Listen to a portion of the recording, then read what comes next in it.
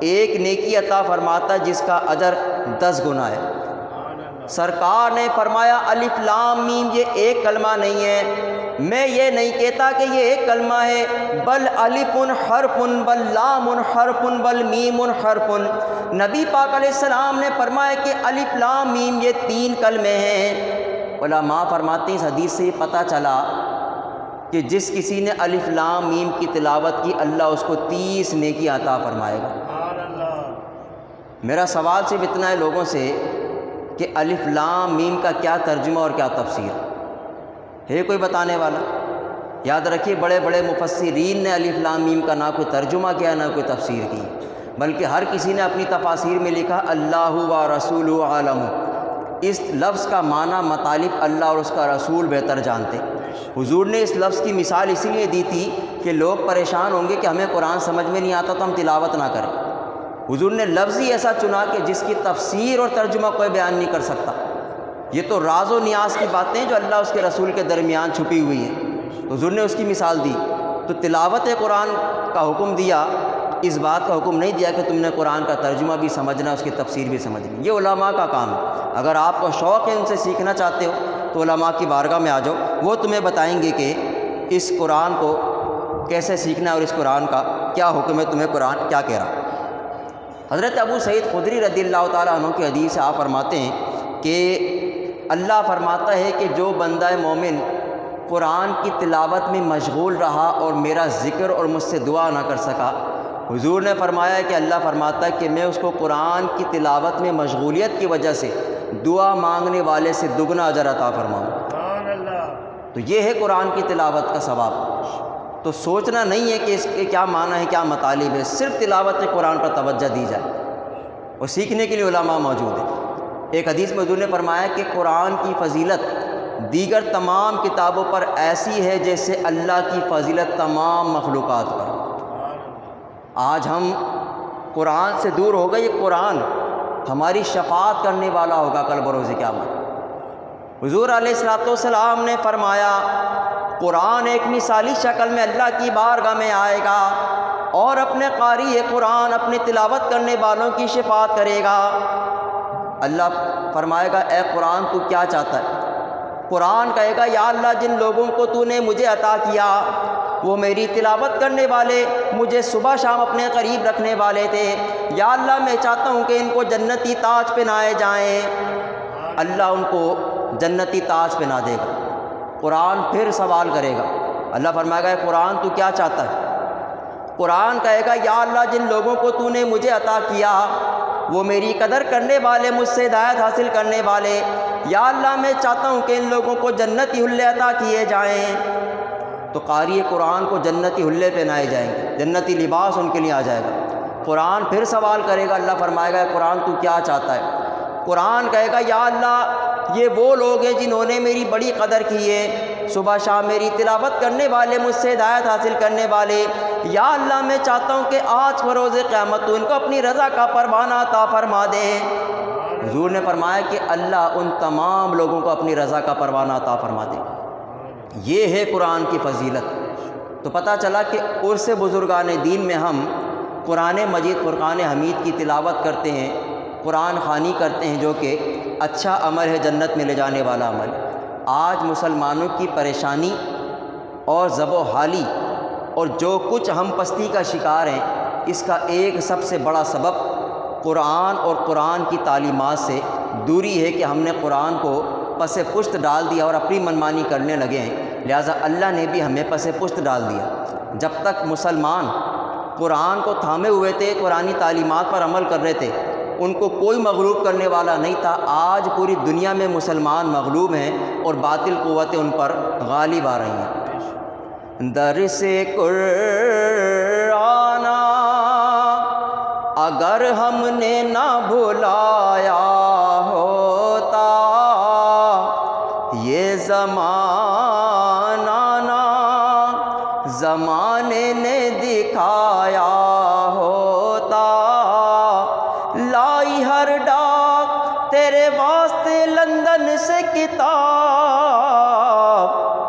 گھر گھر سے ہم سائے کے قرآن بھی منگایا ہوتا، گھر سے ہم سائے کے قرآن بھی منگایا ہوتا۔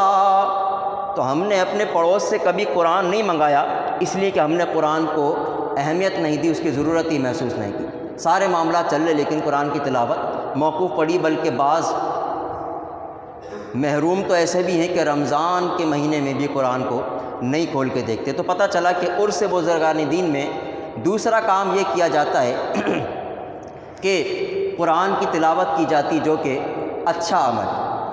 تیسرا عرس بزرگان دین میں یہ کام کیا جاتا ہے کہ صالحین کی زیارت کی جاتی ہے، علماء کا مجمع موجود ہوتا ہے، لوگ ان کی زیارت کے لیے پہنچ جاتے ہیں۔ حضرت جابر بن عبداللہ رضی اللہ تعالیٰ عنہ اس حدیث کے راوی فرماتے ہیں کہ حضور علیہ الصلوۃ والسلام نے فرمایا، حدیث قدسی ہے، اللہ فرماتا ہے کہ میری محبت ان لوگوں کے لیے واجب ہو گئی۔ صحابہ کرام نے عرض کی، یا رسول اللہ، کن لوگوں پر اللہ کی محبت واجب ہو گئی؟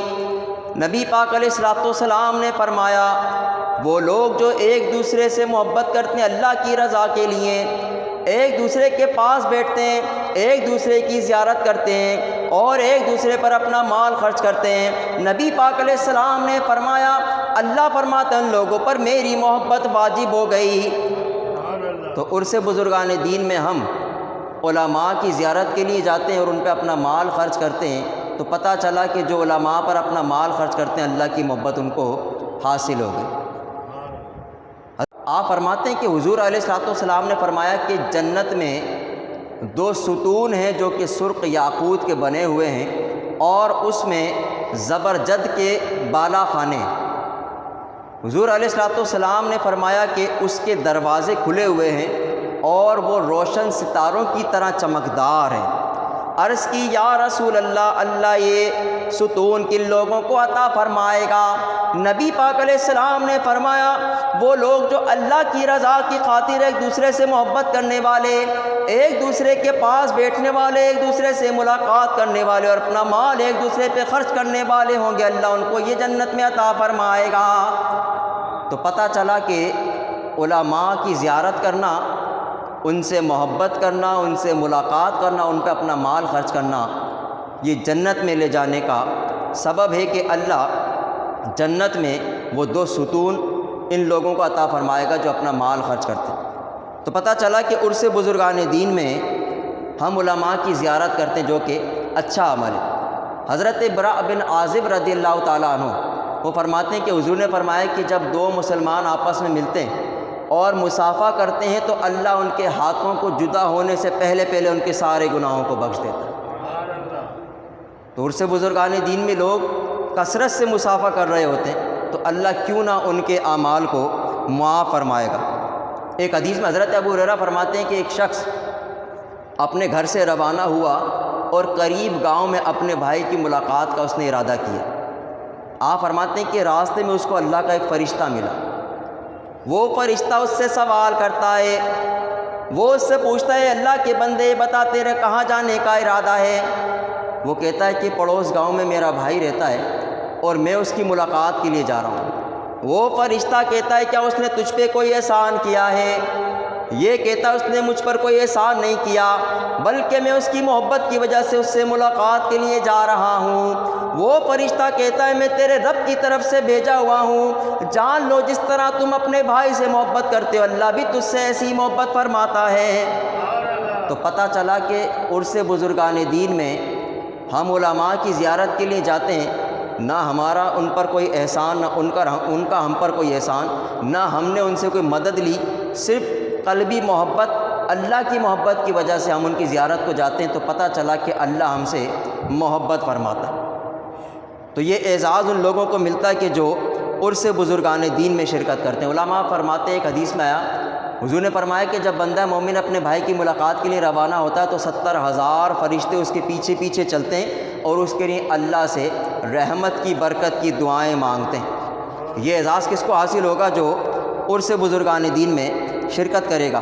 حضور علیہ الصلوۃ والسلام نے فرمایا کہ اللہ کے بعض بندے ایسے ہیں کہ جو نہ نبی ہیں نہ شہید ہیں، لیکن انبیاء اور شہداء ان کے قرب الہی کی وجہ سے ان پر رشک فرماتے ہیں۔ حضور نے فرمایا کہ ان کے درمیان آپس میں کوئی رشتہ داری نہیں ہے، نہ وہ ایک بستی کے رہنے والے اور نہ ایک قبیلے کے۔ سرکار فرماتے ہیں وہ ایسے لوگ ہوں گے ان کے لیے کل بروز قیامت نور کے ممبر لگا دیے جائیں گے جس پر انہیں بٹھایا جائے گا، ان کا لباس نورانی ہوگا، ان کے چہرے نورانی ہوں گے۔